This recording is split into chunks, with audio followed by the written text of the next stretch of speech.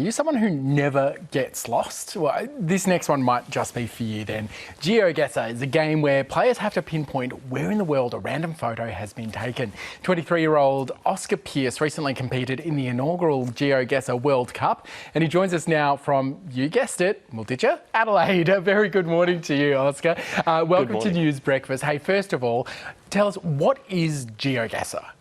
So Geoguessr is essentially a game where you're placed somewhere randomly in the world and you have to look around at your surroundings, look at the building, the vegetation, all of what you can see around you, and try to make a guess of where you think you are. The closer you get, the more points you get, and that's pretty much the entire concept. Right, so we're talking about a Google Street View, essentially, photo, and then from there you've got to figure out exactly where you are in the world. The world's a pretty huge place. Do you ever get stuck? Certainly. If there's no clues around, if you're on a dirt road in the middle of a forest, then it's always going to be tough. However, there are lots of little tricks you can use. The driving side, what the buildings look like, the sign infrastructure, all this kind of stuff can really narrow down which type of country you think you're going to be in. Now, I got on Geoguessr yesterday and had a bit of a play. I thought I was cheating when I saw an address on the back of a delivery truck. Is that cheating, or is that all legit? Absolutely not. Like, there are all kinds of different rounds. The rural rounds and the urban ones, you take them both.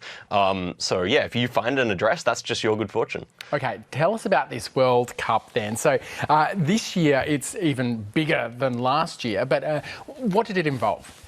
Yeah, so basically they just brought together 24 competitors from 21 different countries, and we battled it out on Google Street View, trying to guess closer than the other. Basically, when you're closer than the opponent, then you take away their health until they run out of health. And so yeah, that would determine who was the winner.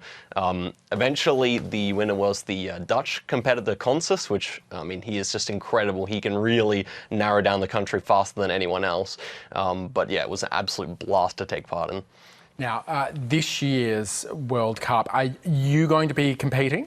Yes, all things being equal, I should be there. And while last year I didn't maybe put in as much practice as I could have because I had other responsibilities, this year my full intention is to win for Australia, so we'll see.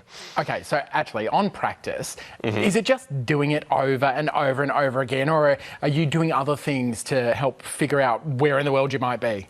There are many things you can do. Certainly practicing over and over is a big part of it, but also you might learn the specific phone codes of around America, or you might go and learn to read Bengali script, or you could do many different things to improve your guesses. Yeah, right. Now, anyone can have a crack at this, right? Absolutely. Yeah, that's right. You can try out Geoguessr for free, and you know, it's the type of game you can just jump in. There's really no barrier to entry because as long as you can look around and make a guess, you can play.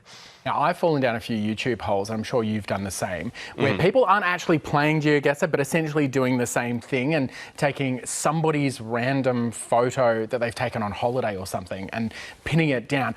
Can you do that as well? Yeah, I can.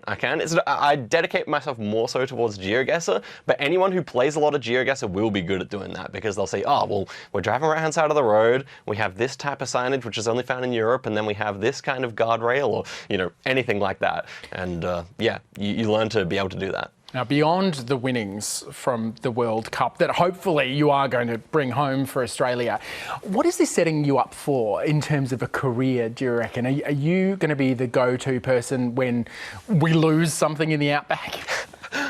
Well, I definitely think that I hope I can use my skills for good in that kind of way one day.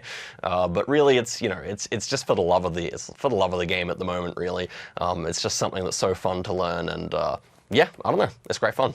All right, so if anybody wants to get in it, where do they have to go and try it out? Geoguessr.com is the website that we all play on. But even still, if you don't feel like doing that, you can just go down on Google Street View and have an explore around. You can learn a lot about the world that way. I really recommend it. Finally, very last question. Would you call yourself a nerd?